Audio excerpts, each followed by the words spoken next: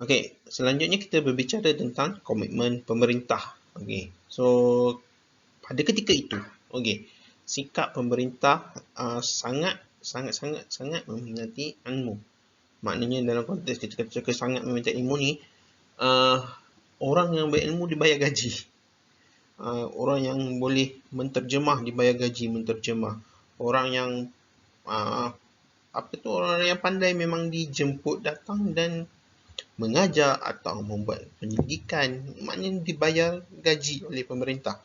Okey. So kalau tengok pada zaman Umayyah, Khalifah Al-Walid bin Abdul Malik atau Khalifah Harun al-Rashid dan Abdul Al-Ma'mun masa zaman Abbasiyah atau zaman Umayyah kedua, Hakam.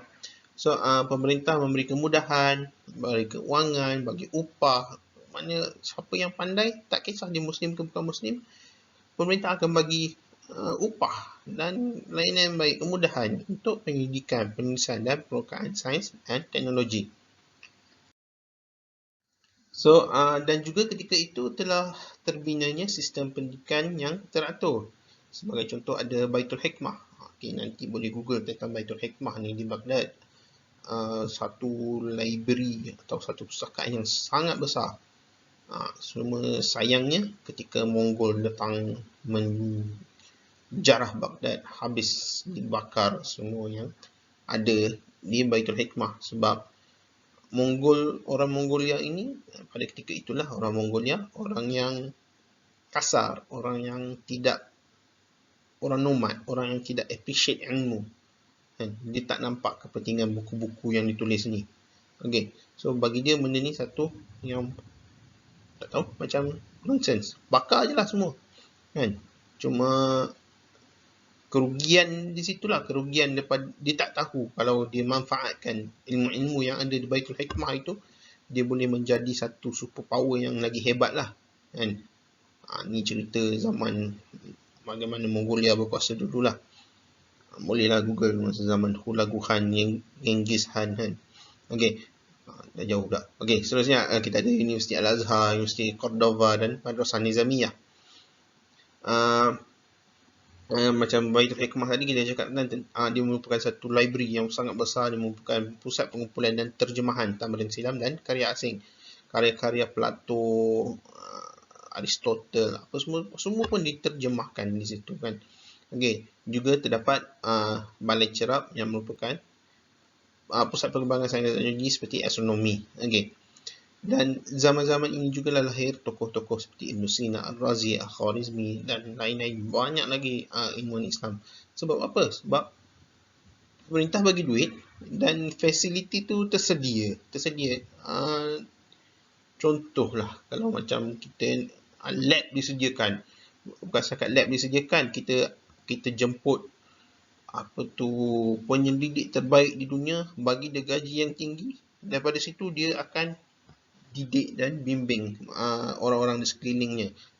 Dan lab itu juga lengkap dengan segala kemudahan. Maknanya daripada situlah berkembang kan. Okay.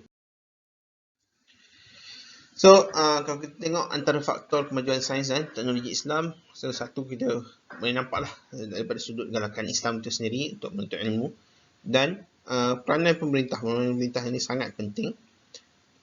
Kewujudan institusi bercorak akademik, maknanya bercorak akademiknya maksudnya sistem pembelajaran sudah tersusun kan. Maknanya kita tak boleh bayangkan dulu ada universiti yang kita kena masuk 7 kelas ke, ada credit hours apa semua. Tak, maknanya itu satu sistem yang tersusun lah.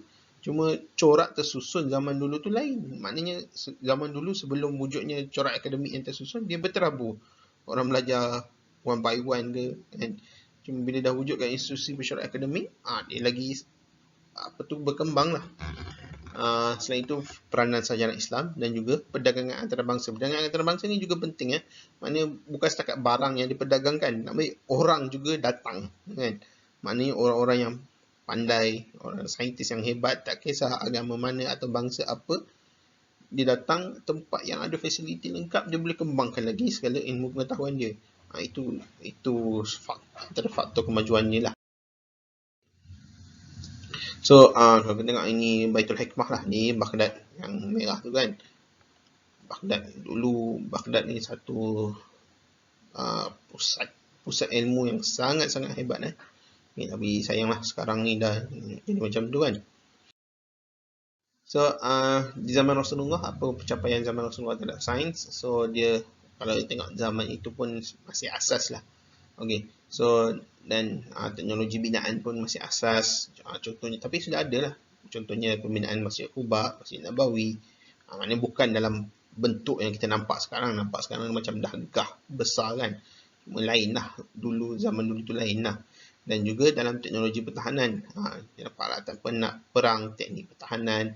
Contoh ada perang Khandaq kan. Perang Khandaq mana ada bina parit, ada gali parit kan. Itu satu teknik kan. Ni gambar contoh lah Masjid Nabawi dan juga Masjid Quba. Ini contoh pedang kan. Pedang pun sebenarnya satu teknologi yang tidak mudah sebenarnya, sebab daripada besi itu perlu dileburkan. Daripada lebur tu nak bentuk dia pula dengan api yang sangat panas kan. Itu satu teknologi yang hebat juga lah sebenarnya, dan bukan semua orang, bukan mudah lah untuk membentuk pedang yang tajam. Zaman Khulafa Ar-Rashidin, sebagai contoh zaman Umar Al-Khattab, telah bermula teknologi pengairan, membina terusan dan empangan. Ini satu teknologi yang agak sangat penting sebenarnya, sebab terutama di kawasan yang panas lah. Macam mana kita nak salurkan air daripada kawasan yang ada air ke tempat yang tak ada air. Daripada situ kita telah mengembangkan, meluaskan kawasan yang boleh ditanam. Okay, zaman Uthman bin Affan telah mula tak ada teknologi pertahanan, telah mula ada teknologi pengangkutan, jalan raya, jambatan, rumah rehat, tapi bukan dalam form yang kita nampak sekarang lah. Maknanya form dia mungkin lebih sangat basic lah. Okay. Dan zaman Ali sudah mula ada teknologi pertahanan, sudah mula bina markas tentera. Okay, so di zaman Umayyah telah dibina yang pertamanya hospital pertama di Damsyik di Syria sekarang lah, oleh Khalifah Al-Walid bin Abdul Malik. Dan juga dibina hospital penyakit kusta oleh Khalifah Umar bin Abdul Aziz. Antara tokoh perubatan yang terkenal adalah Ibn Nafis. So Ibn Nafis pakar bedah termasyhur di kota Damsyik, menghasilkan buku Asy-Syamil fi Shana'i at-Tibbiyah. Okay. So apa itu? Kajian umum profesion kedoktoran. Okay. So di waktu Ibn Nafis ini, dia telah membincangkan teknik pembedahan dan perawatan selepas bedah. Di zaman Abbasiyah ni yang paling, nak katanya zaman keagungan Islam yang betul-betul lah kot, ketika di Baghdad, Baitul Hikmah. So Baitul Hikmah tu telah berlakunya terjemahan secara besar-besaran. Pemerintah memang bayar penterjemah untuk menterjemahkan segala ilmu-ilmu kan. Okay. So bila dia dah terjemah tu, orang boleh baca dan orang boleh combine segala knowledge yang ada kan. Bila combine tu, dia dapat fikir lah, kita macam mana kita nak improve ni, improve sana, improve sini. So berkembanglah kegiatan sains dan teknologi tu, dan di situlah mula muncul institusi sains, balai cerap, hospital. Uthmaniyah agak baru lah kan. Uthmaniyah Turki kan. So Uthmaniyah yang terkenalnya adalah, sebagai contoh daripada seni bina dia lah.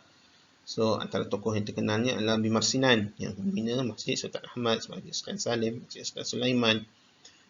Dan juga kalau nak tahu, ada landasan kereta api sebenarnya daripada Turki ke Saudi di mana saya ada di Madinah kalau tak silap. Okey, maknanya ada landasan kereta api daripada Turki ke Madinah yang dibina pada tahun 1908, tapi sekarang tak dipakai. Okey. Seterusnya, sistem pendidikan diperluaskan dengan adanya sistem madrasah, sekolah pendidikan akademik, sekolah sastra, maktab tentera, kolej perubatan, adanya penulisan ensiklopedia berkaitan sains Islam, dan juga perpustakaan mulai ditubuhkan di masjid, hospital dan rumah. Okay. So ini apa yang binaan Bimar Sinan lah. Kalau kita nak tengok binaan seperti ini dibina dulu, macam dah kagum kan, wow kan. Sekarang pun macam mana nak buat ni kan. Mungkin anda yang engineering okey lah. Macam saya tak pandai engineering, tapi saya jenis seorang yang appreciate architecture maknanya reka bentuk bangunan kan. Macam kalau saya dah sampai, so saya dah masuk dalam tu macam okey, kagum lah kan. Okay. So zaman lain adalah Andalus juga satu zaman kegemilangan Islam jugalah. So Andalus banyak institusi pendidikan muncul dan juga pusat sains didirikan di Cordova, Granada dan Sevilla. Kalau sekarang sebut Sevilla, Granada ni ingat bola je. Okey, tapi dulu dia merupakan dulu Muslim di sana zaman Andalusia, dia panggil Andalusia lah di situ kan. Okey, so dan teknologi binaan dia sangat mengagumkan, terutamanya kalau kita pergi ke apa nama dia, Alhamra. Okey, Alhamra. Saya alhamdulillah ada rezeki dah sampai kat sana. Memang okeylah, maknanya tak puas pergi ke sana tu, memang nak kena pergi lagi. Sebab again saya cakap, saya seorang yang appreciate architecture. Walaupun saya tak pandai melukis, tapi saya suka tengok design, saya suka appreciate building kan. So, macam memang tak puas lah, pusing kat situ tu. Nak kena pergi lagi lah, insyaAllah ada rezeki kita pergi lagi lah. Okay. Tapi inilah kawasan Andalusia. Makna Andalusia dulu kan, makna ada Cordova, ada Sevilla, ada Granada, ada Malaga. Ini budak-budak yang tengok bola ni suka lah ni. Ada Cadiz yang kalahkan Real Madrid hari tu kan, Almeria, sampai ke Gibraltar ke bawah tu kan, Gibraltar atau Jabal Tariq. Okay, Gibraltar dia bukan dia bukan jajahan Spain kalau kita pergi kat Spain tu, nak Gibraltar tu kena keluar pasport lain pula, sebab itu dah termasuk bawah United Kingdom. Sekarang lah kan, maknanya Gibraltar bawah UK. Lepas tu kalau gitu masuk balik ke luar balik pada Gibraltar, masuk balik kepada Spain. Okay, so itulah kisah minggu ini. Kita bercerita tentang sejarah lampau. Ada hikmah yang kita boleh kutip, terutamanya tentang peranan dan perbelanjaan pemerintah lah dalam terutamanya lah bagi saya ini poin yang agak penting lah. Bagaimana kita nak maju, bagaimana kita nak ke hadapan, penting untuk kita berbelanja terhadap ilmu, terhadap penyelidikan. Okey, jadi insyaAllah kita sambung lagi minggu depan insyaAllah. Assalamualaikum warahmatullahi wabarakatuh.